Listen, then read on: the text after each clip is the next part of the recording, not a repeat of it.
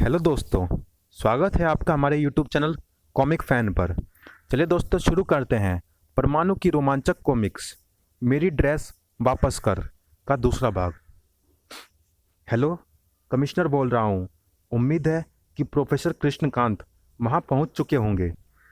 उनको उनका केस तुम स्वयं सॉल्व करोगे, यह उनकी स्वयं की इच्छा है। वैसे उनके पेटेंट संबंधी सारे कागजात ओरिजिनल है, मैंने चेक कर लिए। तुम्हें फ़ोन इसलिए ही किया था कि तुम इस केस में कोई कोताही मत बरतना, क्योंकि इस केस के एक सिरे पर है देश का सच्चा सेवक, मानवता का रक्षक परमाणु, और दूसरे सिरे पर है उसी ड्रेस का निर्माता और उसका असली हक अधिकारी प्रोफेसर कृष्णकांत। मैं कोई कोताही नहीं बरतूंगा सर, आप निश्चिंत रहे। क्यों भांजे, तिलमिला गए ना? सोचो अब मुझसे कैसे परमाणु ड्रेस बचा पाओगे। वैसे यह राज मैं खोल सकता हूँ कि तेरे पास ही है परमाणु ड्रेस, पर नहीं, असली मज़ा तो तब आएगा जब तू स्वयं चिक चिक कर यह राज खोलेगा और मैं तुझे यानी परमाणु को अपनी ड्रेस का चोर सिद्ध करूँगा। और फिर कानून एक चोर को सिपाही बनने की सज़ा के रूप में न सिर्फ यह पुलिसिया नौकरी छीन लेगा बल्कि दंड भी देगा। फंस गया ना बच्चू? ऐसा क्षण आते ही मैं तुम्हारा एनकाउंटर कर दूंगा। के एनकाउंटर नहीं, तू मेरी रात दिन सुरक्षा करेगा, क्योंकि देख मेरा एनकाउंटर करने आ गया है परमाणु भक्त। प्रोफेसर, यह भी तुम्हारा बुलाया शैतान है। सिद्ध कर। सिद्ध मैं नहीं, इसकी जुबान करेगी। बोल, किसने भेजा है तुझे? परमाणु ने मुझे प्रोफेसर को मारने का हुक्म दिया है। मैं परमाणु का भक्त हूँ, उसका हुक्म बजा कर जाऊँगा प्रोफेसर। परमाणु भक्तों की शक्ल तेरे जैसी नहीं होती। इंस्पेक्टर बचाओ, बचाओ विनय बचाओ, यह परमाणु भक्त मेरी हत्या कर देगा। हा हा हा, मूर्ख, यह मेरी नहीं तेरी हत्या करने ही आया है। पर कोई असर नहीं डाला, मेरी किक से हिला तक नहीं। इस पर परमाणु बनकर ही काबू पाया जा सकता है। विनय, तुम डरकर मत भागो, मुझे बचाओ। मामा, मुझे परमाणु नहीं बनने देना चाहता। उसे पता है कि परमाणु का राज छिपाए रखने के लिए मैं एकांत में जाता हूँ। इंस्पेक्टर धनुष, तुम प्रोफेसर को संभालो, मैं अपनी स्टेन गन लाता हूँ। जाने दो प्रोफेसर, मैं हूँ ना, इसका बैंड बजा दूंगा।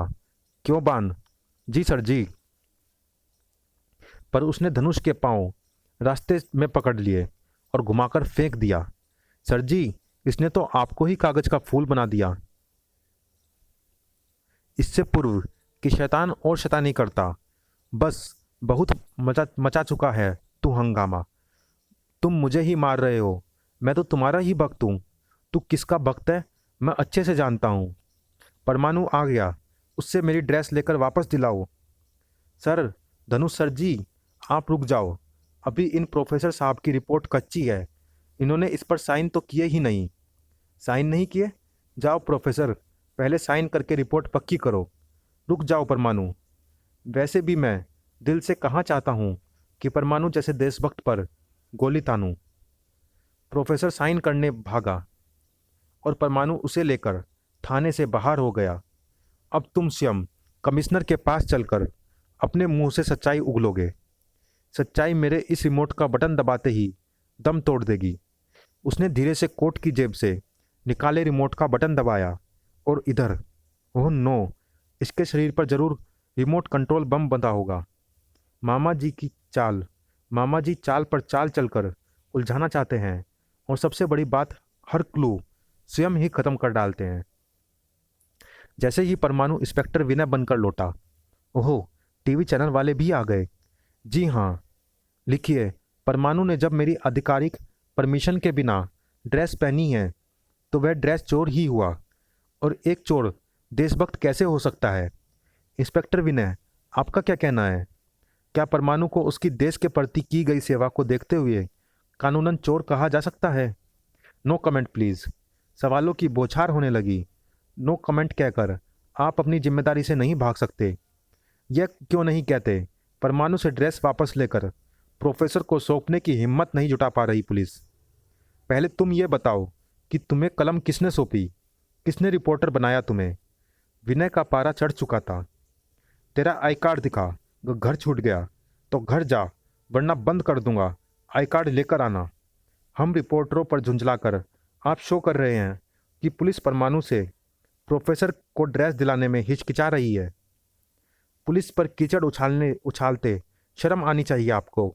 रही बात हिचकिचाने की, तो मैं तुमसे वादा करता हूँ, कल सुबह परमाणु स्वयं आकर अपनी ड्रेस प्रोफेसर को सौंप देगा। मगर इन्हें भी सिद्ध करना होगा कि ये उस परमाणु ड्रेस के असली हकदार हैं या नहीं। अब आप जा सकते हैं प्रोफेसर। और ये भी, जाने के नाम पर के ने फिर चाल चली। नहीं, मैं नहीं जाऊंगा। परमाणु ने आकर मुझे मार दिया तो? वैसे तो आसानी से मरने वाली चीज़ नहीं हो तुम। फिर भी इंस्पेक्टर धनुष और बान सुबह तक तुम्हारी सुरक्षा करेंगे। बस 2 जने? हम 2 नहीं, 200 के बराबर है। क्यों बान? वो 200 नहीं सर जी, 2000 कहिए, 2000। इंस्पेक्टर धनुष व बान प्रोफेसर के साथ चल दिए। रात, गुंडे और परमाणु, इन तीनों का मिलन अक्सर होता रहता है। आज भी हुआ। लेकिन ठहरो, मुझ पर हाथ उठाने से पहले अपने हाथ चेक कर लो परमाणु। कहीं तुम्हारे हाथ चोरी के रंग में तो नहीं रंगे? चोरी की ड्रेस पहनकर चोरों को रोकते हो, और चोर चोर तो मौसेरे भाई होते हैं। कहर ही बरपा दिया परमाणु ने। देश की रक्षा करने वाले चिराग इल्जामों की हवा से नहीं फड़फड़ाते। तुम जाओ परमाणु, इन्हें मैं संभाल लूँगा। मैं जानता हूँ कि तुम सच्चे देशभक्त हो। जल्दी जाओ, कोई साहब आ गया तो मुझे आपको पकड़ने का नाटक करना होगा। यह मेरा नम्र निवेदन है कि तुम चले जाओ। मानना ही पड़ा हवलदार का वह नम्र निवेदन। अरे, ये नीचे क्या हंगामा मचा है? नहीं परमाणु, ये थे परमाणु के सच्चे चहेते और कुछ गुंडों का झुंड। अगर तूने देशभक्त परमाणु के लिए तो मुंह तोड़ दूंगा। वह मानवता का पुजारी है। मारो इन गुंडों को। नहीं, परमाणु चोर है। उसने प्रोफेसर की ड्रेस चुराई है।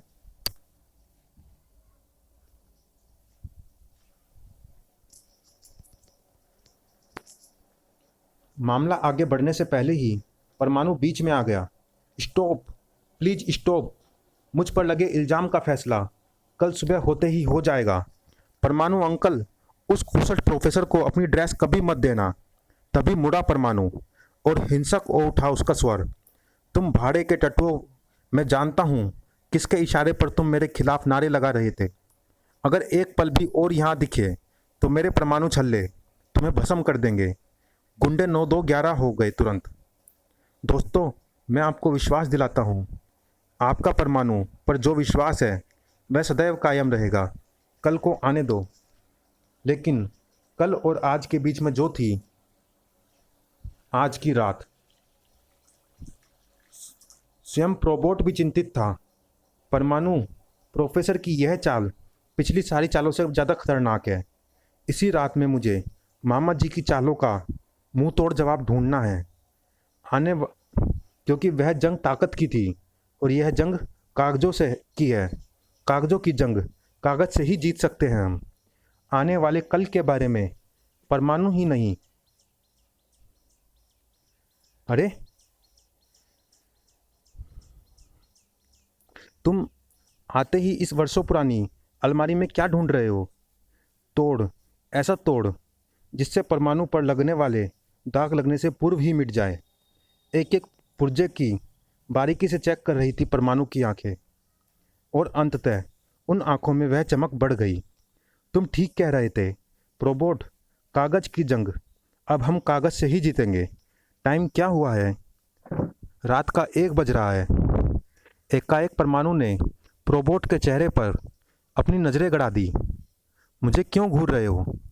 क्योंकि तुम कभी कभी बहुत सुंदर लगते हो प्रोबोट। बस आंखें ही खटकती है तुम्हारी। मस्खरी।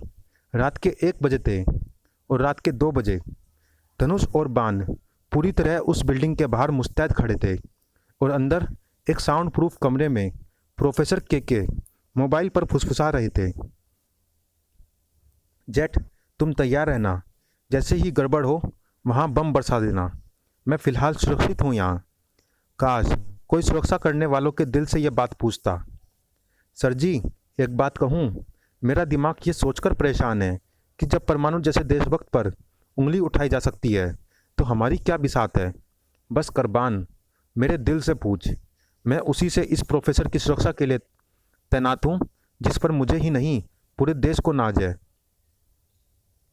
पीछे हुई आवाज़ सुन एकाएक घूम गए वे। अरे, ये तो वही बूढ़ा प्रोफेसर है। चुप, देख चुपचाप वह क्या करता है। चुप, ये तो बावला हो गया, उल्टा चल रहा है। प्रोफेसर की वे हरकतें असामान्य थी। प्रोफेसर साहब, कहाँ जा रहे हो? मछलियाँ शूट करने। छोटे से तालाब में उतर गया वह। दिमाग तो न सड़ गया इसका। हाँ हाँ हाँ, पकड़ ली, अब मैं इन्हें मारूंगा। सर जी, ये तो पूरा क्रैक है, अब मैं इन्हें चांद की रोशनी में सुखाऊंगा। तुम्हारे पास गन है? हाँ है, भून दो इन्हें, मैं भुनी हुई मछली खाऊंगा। आपका दिमाग तो ठीक है, गन से भी भला मछली भूनती है। तुम गन से आदमी नहीं भूनते क्या? चल तू घोड़ा बन, मुझे परमाणु से ड्रेस लेनी है, कोर्ट चलना है। सर जी, तू घोड़ा बनता है या मैं घोड़ा दबाऊं? नहीं प्रोफेसर, आज तेरी जान हमारी जान से ज़्यादा कीमती है। बान, मान ले, ये मर गया तो लोग कहेंगे हमने फर्ज ढंग से नहीं निभाया। मजबूर था बान। उन्हीं से कुछ दूरी पर थी झाड़ियाँ, और उन झाड़ियों के पीछे थे कुछ साए। रुक जा घोड़े, अब मुझे नींद आ रही है। देख लिया आपने, अब फैसला आपके हाथ में है। सुबह होने दो।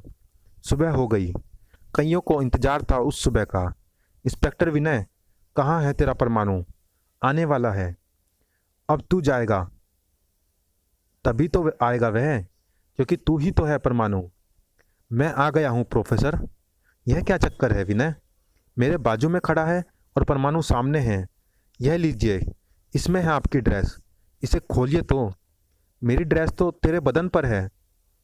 सूटकेस खोलते ही उछल पड़ा प्रोफेसर। तुम आधे पागल हो के? मैं आधा पागल हूँ? न न, ये मैं नहीं कह रहा, वह पर्दे पर चल रही फिल्म भी यही कह रही है। और यह रही डॉक्टर की रिपोर्ट, तुम्हारे आधे पागल होने का पुख्ता कागज। इसमें लिखा है कि आप आधे पागल हैं। जनहित की भावना को ध्यान में रखते हुए आपसे विध्वंसक वस्तुएं दूर रखी जाएं। यह झूठ है, मैं पागल नहीं हूँ। हर पागल यही कहता है। अब तुम्हारे पेटेंट वाली कागजी हथियार का जवाब यह दूसरा कागजी हथियार है, जिसमें लिखा है कि तुमने अपने पेटेंट पेपर में नॉमिनी के रूप में अपने भांजे का यानी इंस्पेक्टर विनय का नाम दिया है। अतः जब तक आप पूरी तरह ठीक नहीं हो जाते, आपकी संपत्ति अर्थात परमाणु ड्रेस पर नॉमिनी का यानी इंस्पेक्टर विनय का अधिकार रहेगा। पासे उल्टे पड़ चुके थे, और अब मैं परमाणु को यह अधिकार देता हूँ कि वह परमाणु ड्रेस पहनकर पूर्व की भांति देश की सेवा करता रहे। क्यों मामा, शकुनी वाली चाल भी पिट गई तुम्हारी? परमाणु, मैं तेरा राज खोल दूंगा। भाइयों, वो पागल मैं नहीं हूँ, और ये इंस्पेक्टर विनय विनय नहीं परमाणु है, और ये परमाणु नहीं इंस्पेक्टर विनय है। हा हा हा, सचमुच पागल हो गया। एक पागल की बात पर कौन गौर करता? तो मैं कौन हूँ, हवलदार बान या इंस्पेक्टर धनुष या तेरा घोड़ा? पागलों की वैन आ गई मामा जी, उसमें मैं नहीं तुम्हारी लाश जाएगी। Jet king, action. Jet king ने तुरंत आदेश का पालन किया। एक ही बम गिरा पाया जेट किंग, क्योंकि दूसरा गिराने से पूर्व वह परमाणु की कैद में था। उधर जब बम से उठा धुआं छटा तो अरे, केके कहाँ गायब हो गया? लगता है धुएं का लाभ उठाकर वह फरार हो गए। और फिर 2 घंटे बाद, थैंक्स प्रोबोट, आज तुमने एक नहीं 2-2 भूमिकाएं निभाकर कमाल कर दिया। मामा के रूप में शानदार एक्टिंग की तुमने। और उसके बाद परमाणु बनकर जब तुम केके के सामने आए तो परमाणु और विनय को साथ देखकर केके के पांव तले जमीन ही खिसक गई। तुम तो ज़बरदस्त एक्टर निकले प्रोबोट। मैं उसी पल तुम्हारी प्लानिंग समझ गया था जब तुमने मुझे घूरकर कहा था कि कभी कभी तुम बहुत सुंदर दिखते हो प्रोबोट। वो तो तुम हो ही। समाप्त। चलिए दोस्तों, ये रोमांचक कॉमिक्स यहीं तक। ये कॉमिक्स कैसी लगी आप हमें कमेंट बॉक्स में ज़रूर बताइएगा, और कौन सी कॉमिक्स आप हमारे चैनल पर देखना चाहते हैं ये भी आप हमें कमेंट बॉक्स में बता सकते हैं। मिलते हैं फिर किसी अन्य कॉमिक्स में, तब तक के लिए धन्यवाद।